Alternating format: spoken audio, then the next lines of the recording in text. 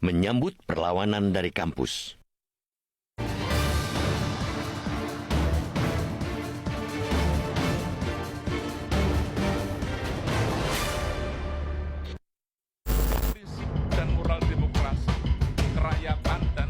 Ada postulat, ketika dunia kampus mulai bersikap dan bergerak, maka negara memang sudah dalam situasi gawat darurat.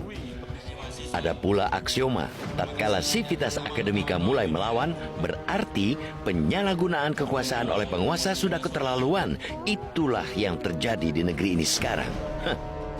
Setelah lama memilih diam, kampus sebagai institusi akhirnya bersuara lantang. Sejumlah universitas ramai-ramai menyatakan keprihatinan dan menyerukan peringatan kepada penguasa, utamanya Presiden Joko Widodo. Mereka satu frekuensi bahwa Joko Widodo sudah terlalu jauh menyimpang dari tugasnya sebagai presiden dan kepala negara. Mereka satu kata bahwa Joko Widodo sudah terlalu liar mengabaikan etika dan merusak demokrasi. Keprihatinan, peringatan, bahkan perlawanan itu diawali oleh Sivitas Akademika Universitas Gadjah Mada atau UGM.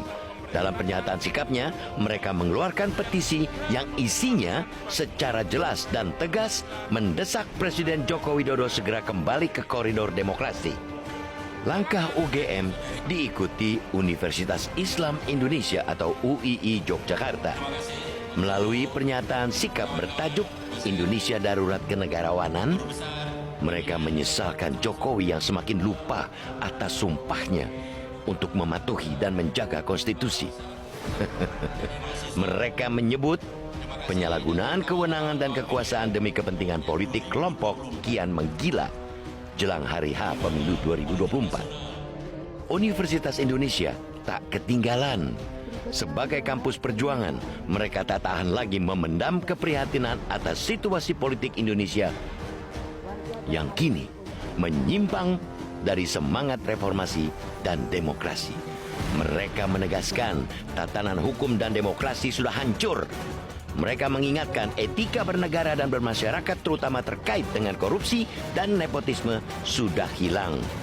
Universitas Andalas Padang dan Universitas Hasanuddin Makassar pun telah bersikap.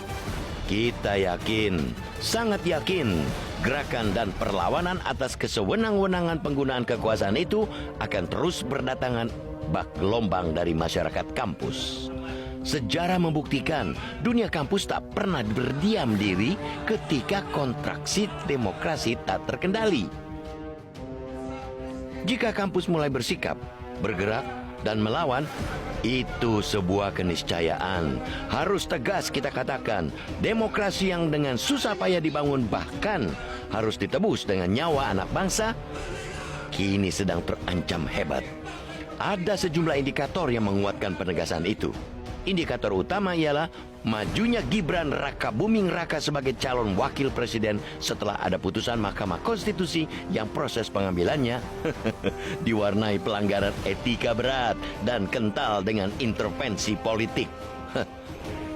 Gejala penyalahgunaan kekuasaan sangat kentara ketika Joko Widodo menyatakan presiden boleh berkampanye dan berpihak. Situasi pun kian memburuk dengan semakin gencarnya distribusi beragam bantuan negara oleh Presiden Joko Widodo yang diarahkan ke penguatan dukungan kepada pasangan capres-cawapres tertentu.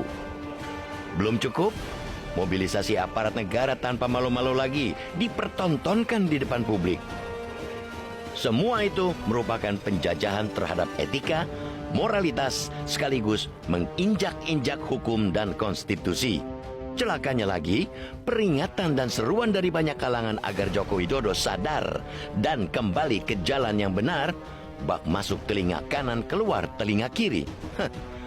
Lewat begitu saja, bahkan ada kesan semakin kencang seruan datang, semakin bersemangat dia memamerkan penyimpangan. Pada konteks itulah, genderang perlawanan dari dunia kampus memang sudah saatnya kembali ditabuh. Ia bisa membangkitkan perlawanan yang lebih besar dari kalangan yang lebih banyak lagi. Kita patut menyambut baik perlawanan itu agar Joko Widodo sadar diri jika memang masih punya nurani. Sebagai bangsa, kita pantang diam supaya demokrasi tidak benar-benar mati. Hah.